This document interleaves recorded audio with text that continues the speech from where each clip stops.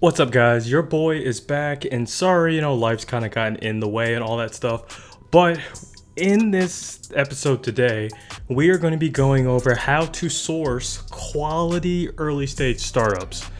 And guys, like anything, this should be a deliberate and strategic type of practice because everybody loves time, and if you do this the wrong way, you're going to waste a lot of it. Now, before we get started, I just hit 1,000 subs on YouTube, so I would love if you hit that subscribe button, especially after I drop you this useful advice.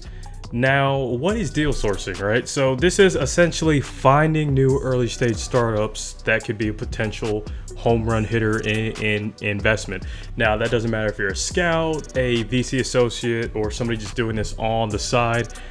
Picking home run hitters is especially tough, especially in the early stage, because products have not been proven out, teams are relatively new, and it's a new idea, so it can get rather frustrating at times. So guys, we're just going to go over a few of the best practices that I have used, and maybe this can help you out just a little bit. Now, one thing that you don't want to do, right? You don't want to just go on random internet searches hoping that you find a one-day unicorn, because here's the thing. You'll never find it, you'll get lost, and people can put anything on the internet. Same thing with sending people random emails as well. Having a strategy will always be key. So first, you want to understand the early stage startup landscape. So preferably you have a sector that you want to look really deep into, and that's what type of startup you're going to pursue, right? You want to know the trends in the industries, the do's and don'ts, and then once you've done that research, you can find a disruptor in the space when you come across it. Now let's get with some of the no-brainers, right? This is a relationship building business. So anytime that you can come in person to startup pitch nights where other investors are, to accelerators, that's always the best, right? Because you create the networking effect. Really good founders know other really good founders, and if you find one good investment, they're probably hanging around people that also have similar results. So let's just knock that out the way first, right? That is always going to be your go-to, would be in-person events. Now, for cases that you cannot do this, let's hone right in on the relationships that you should be building. Let's start with accelerators, right? So incubators and accelerators, but you know what I mean. So incubators and accelerators are some dilutive and non-dilutive entities that literally help startups get off the ground, get them going, and all these other good things.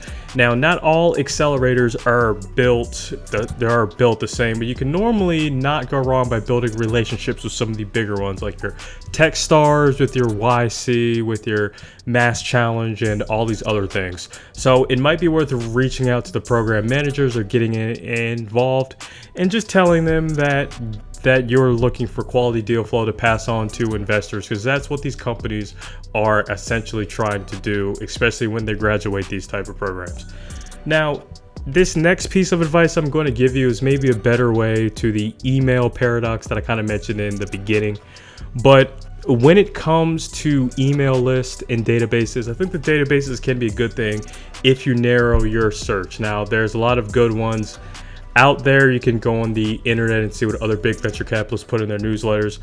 But when you're reaching out, you can reach out to things like angels, to accelerators, and all these other things, and kind of just tell them your track record and what you're looking for as well. Now, guys, caveat to that, right?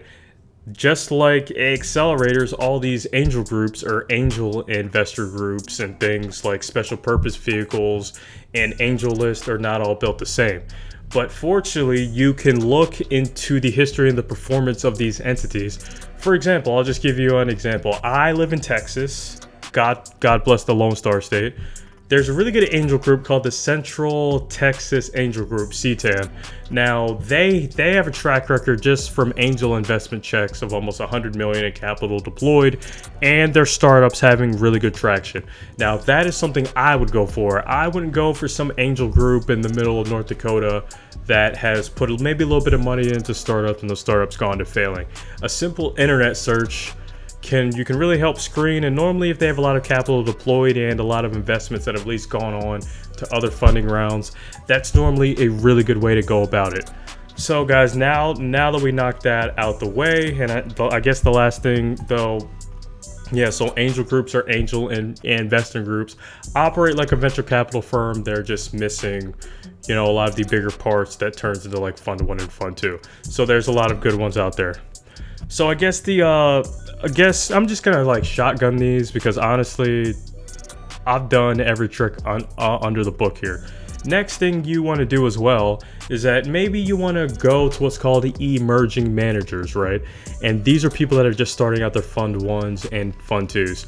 Now, this is provided the fact that you've already established yourself with a little bit of your personal brand. When you give them deal flow, normally other good deals come to find you as well, especially with these emerging managers, because you giving them deal flow and then maybe they have companies that they passed on in the past that are still good companies, but maybe that you can roll with as well. And they have things like newsletters and all these other things. Now, this last point is a whole nother video because due diligence is a long process in and of itself. But I guess one key thing, and I'll go into this in other videos, about you should always make sure that the team on the startup, no matter how good it looks up front, is experienced, right? Just because they're early stage startups doesn't mean that you need to be pursuing every napkin like idea that you've come up with. At least make sure that the team is knowledgeable and all these other things, and then you can crunch what's called the due diligence afterwards.